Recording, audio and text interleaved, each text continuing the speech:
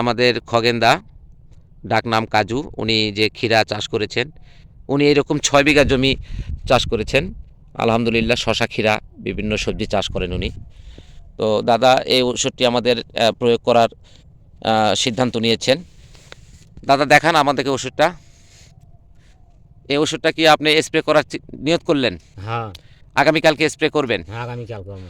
যাক, আপনার এই সবজি চাষে ভালো ফলনের আশায় আমরা প্রয়োগ করব। এই যে দেখতে পাচ্ছেন দর্শক, এই গাছটি, এটা আমরা ঠিক 10 দিন পরে এই গাছটাই আপনাদেরকে আমরা দেখাবো।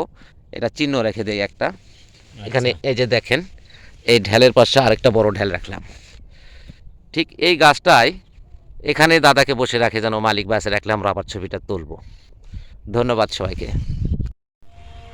12 জানুয়ারি 2026, রোজ সোমবার। আমাদের খগেনদা কাজু ভাই এই ফার্টিলাইজারটি 10 মিলি পরিমাণ মেপে 1 ঢোল পরিমাণ দেন। 16 লিটারের ঢোল না? দেন, ঢেলে দেন। হ্যাঁ, বেশি হয়ে গেছে, নেন, অসুবিধা নাই, পানির মধ্যে ধুয়ে নেন, ভালো করে ধুন। হ্যাঁ, আজকে প্রয়োগ করবেন? হ্যাঁ, আজকে আমরা ইনশাল্লাহ জমিতে তালে যাচ্ছি, প্রয়োগটা দেখি কেমন হয়।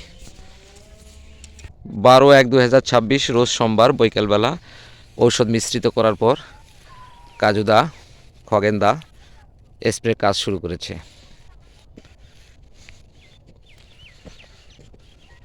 দেখেন বর্তমান গাছের অবস্থা দেখে রাখেন।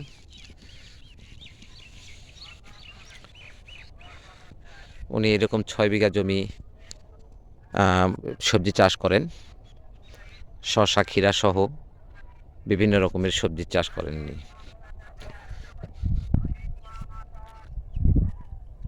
সুন্দর হচ্ছে।